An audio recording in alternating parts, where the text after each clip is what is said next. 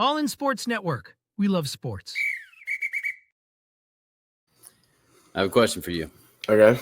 When was the last time the Colts were 3 games above 500? I have to keep coming up with these things because the last time they were 3-0 is going to be the answer will be 2009 until they're 14-0 because that's how that season started. So when was the last time they were 3 games above 500? 3 games above 500. I'm gonna take a guess. Just say whenever Philip Rivers was playing. Yep. Okay. I said say? Philip Rivers. Oh, no. It was after that. Was it Brissett? It was after that, not before that. After that.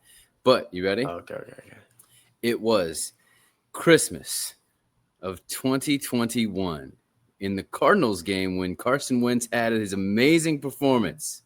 Okay. And the Colts were 9-6 before they lost the last 2 games to miss the playoffs. Yeah. But this is entirely different. This is entirely different. Okay, I'm Kevin. This is my son, Liam. We're the Unstable Blues. Happy to present All Indiana Sports as part of the All In Sports and Rogue Media Sports Networks. Yep. Welcome back in. The Colts trounced the Titans and are still firmly in control of the AFC South and one of the 6 remaining undefeated teams. How did they do it, and how much did they risk moving forward? So let's go all in. Yes, you can follow us on TikTok and Instagram at All Indiana Sports and Twitter at All Indy Sports. And don't forget to like and subscribe on YouTube or wherever you get your podcasts. Yep. The reason why I said what do they risk moving forward is what we're about to talk about. Yep. Injuries, 3 big ones. Yeah. Alec Pierce with a concussion, Kenny Moore with a calf, and then Mooney Ward with we don't know. It's a leg. It's a leg injury. That's not good, especially coming off of a hamstring injury that he had. Yep. It didn't look as bad as Kenny's, though. No. But these are 3 big players who have done – I mean, we'll get to stats here in a little bit. Yep. So I don't want to spoil too much about Pierce, but these have been pretty big players for us. So it's sad to see them go down. Kenny said he'll be out for a couple weeks. Pierce, maybe a week. Normally concussions clear over a week-ish. If you take care of it properly. We talked about. And then we don't know with Mooney right now. So, Yep, to be seen. The Titans, let's go through the narrative, won the opening coin toss and elected to get the ball first. That seems to be a theme developing around the league. Yeah. And then on the third play of the game, yes, Kenny Moore picked it off on a screen pass intended for Tony Pollard and took it back for a pick 6. Yeah, it didn't work out for them taking the ball first. You gotta. Kenny's just got that dog mentality. Farmhounds has healthy treats that can help you with training your dogs. That's what we love at Country Mountain Dogs. You can click the link in the description for more on that. Then the Titans responded with a long field goal, and the Colts couldn't capitalize on another low red zone trip this year and left with only a field goal. Yep. After a Titans 3-and-out, the Colts had a trio of 17-yard plays, one to Pierce, an escape scramble from Daniel Jones, one of the most impressive plays I think I've seen Daniel Jones make in a while. Not necessarily AR get off me defensive lineman, but kind of shimmying his way through the pocket and then escaping. Yes, and then there's another after. So, and then there was another pass to Tyler Warren that was capped by Jonathan Taylor, kind of just getting shoved into the end zone by the lineman. Yep. Another Titans field goal led to the Colts' first punt of the year in the third game. Yeah. Still no turnovers. Still no turnovers yet this season.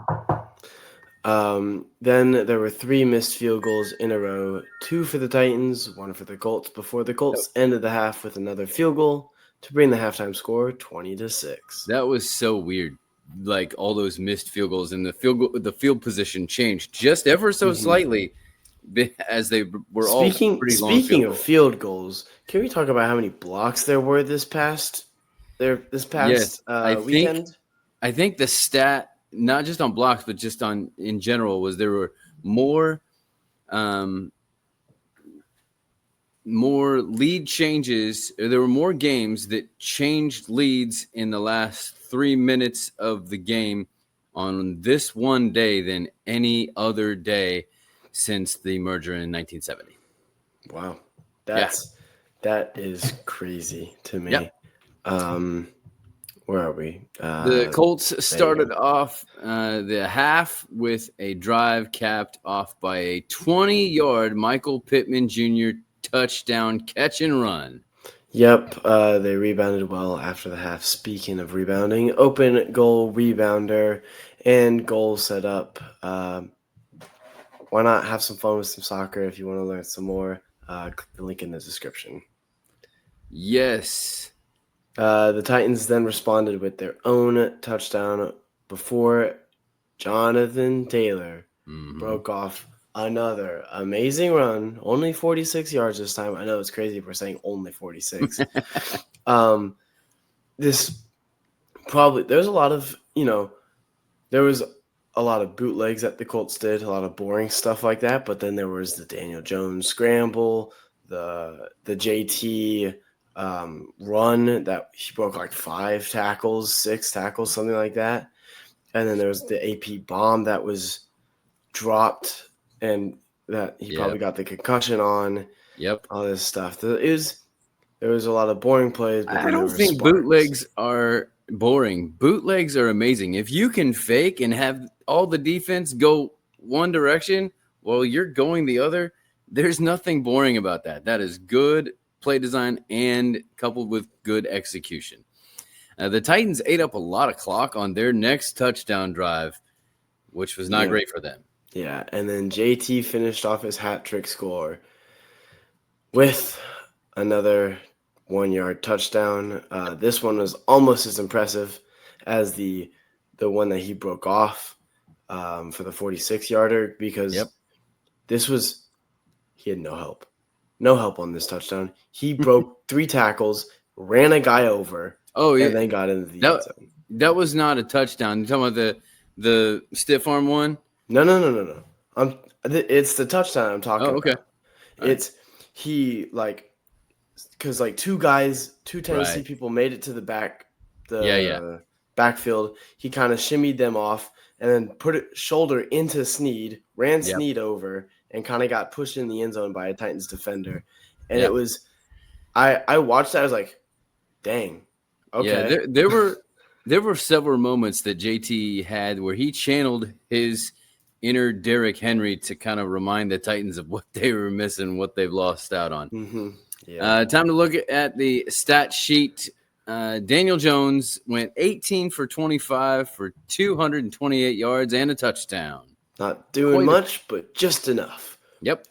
Jonathan Taylor was the guy for offense, 102 yards on 17 carries and 3 touchdowns. Almost like I said he was going to do really well. I said over 100 yards and at least 2 touchdowns. That's what I was thinking the whole time. I was like, well, he called it. He called it. So, Underdog Sports, hopefully you made that call. MPJ, 7 catches for 73 yards and a touchdown. Yep. The defense lived in the backfield with 4 sacks and 8 tackles for losses, led by Tyquan Lewis's 1 sack and then 3 tackle for losses. Yes.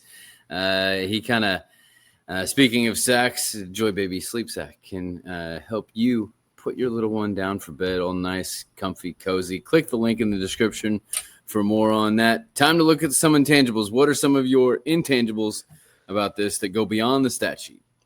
Red zone trips, not capitalizing once again. I feel like we had like 30-yard field goals again. You should not have a 30-yard field goal. Punch it in the end zone. Get in there.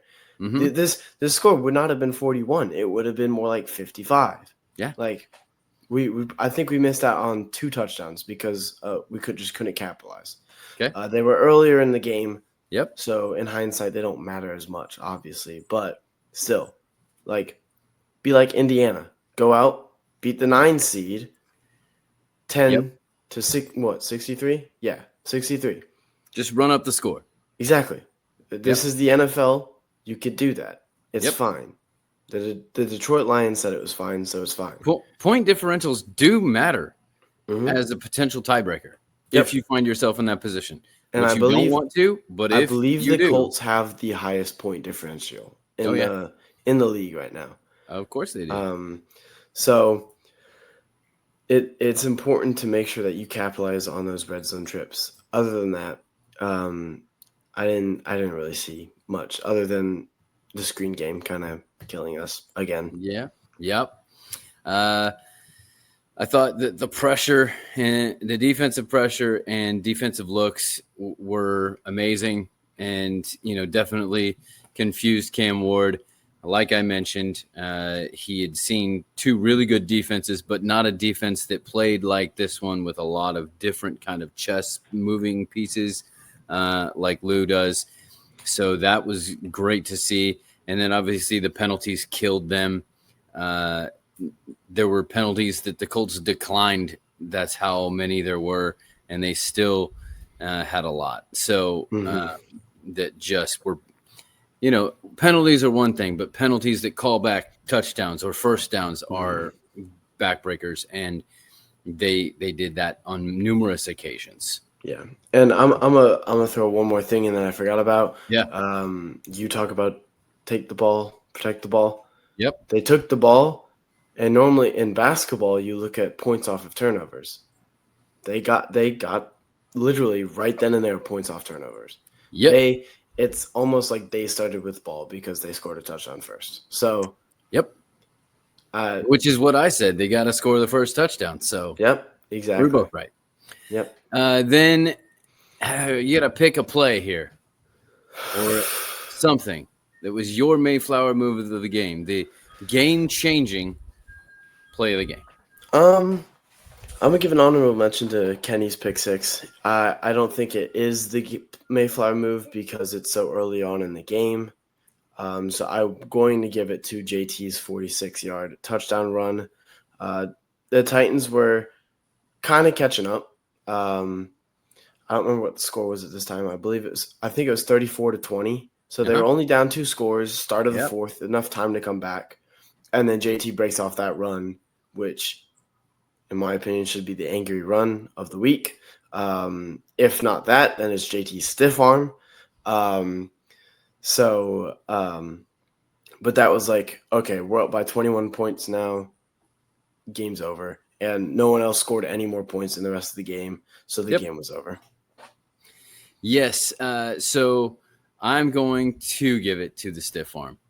We haven't seen something like that from JT in a while. Or ever. If at all. And so once again, channeling in the house that Derrick Henry kind of built up, at least in this era, he pulled a Derrick Henry and literally knocked Snead clean over. If you don't know what I'm talking about, please go watch it. Around 11:30 left in the third quarter. He goes off to the left, and it looks like he's stopped. And then all of a sudden, Snead falls on his back because of a stiff arm. So I'm going to give it to that, although I also think that in this kind of game where it was always kind of put away, you could very easily say Kenny Moore pick six was kind of the thing that started it and ended it all at the same time. Yeah. Then I think I know where you're going. Who is your star of the game? It's got to be JT. I was going to do this whole thing until I dirtied one of my Colts shirts yesterday. I was going to do this whole thing where I was going to wear my AR shirt because AR got to play for a little bit. Yeah. He did one drive or something like that. Yep. Because I was watching the highlights back because obviously Red Zone wasn't showing that. Yep. Because the game was over. Like 10 minutes after JT scored his last touchdown, they then showed the touchdown. I was like, oh, I didn't even realize he scored. Okay. Yep. But I was going to be like, hey, AR played. And then I was going to have my JT shirt underneath and rip it off and be like, this is the star of the game, though. Because he had a monster game. Last time he played the Titans, he had 3 touchdowns. This time, he had 3 touchdowns again. He had a little bit more yardage last time, but he just didn't need to do that this time because they actually had a quarterback who can consistently throw the ball. Yes. So it's got to be JT. He set the pace of the game. Speaking of the quarterback, I'm going to give it to Indiana Jones, Daniel Jones. What he's doing is more than, we talk about stats don't tell the whole picture. That's exactly what this is. 18 for 25, 228 sounds in today's NFL sounds sort of marginal, especially with only one touchdown. And he didn't even run for one this week. But what he's doing with the offense and how he's putting people in the right positions and being able to extend plays, whether that's that run that he had or on a scramble a little bit or on the bootleg, being a threat enough.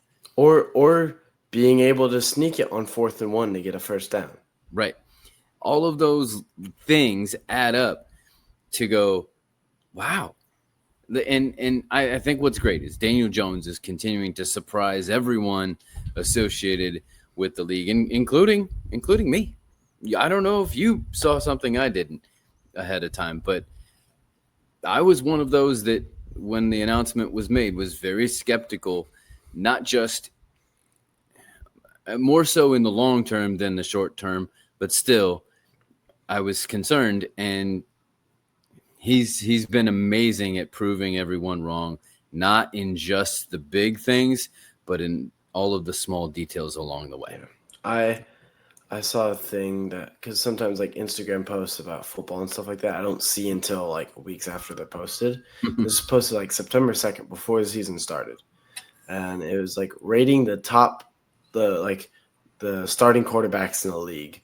Yeah. And Daniel Jones was 31st. Looking back at that now, I'm like, yeah, he's a top 5 quarterback in the league. This makes no sense. What does this league come to? Whatever it is, I like it though. Yep. Well, that's it for today. We probably be back a few times this week with our Fever Frenzy as they beat the Las Vegas Aces after advancing in the first game of that series. And then later this week, we will have our Unstable Pick 6 NFL prediction show, Crimson Cutback look at IU football, and our preview of the Colts' visit to LA to face off against the Rams. Yep. Well, this is Liam. And this is Kevin. Reminding you to stay all Indiana. All in Sports Network. We love sports.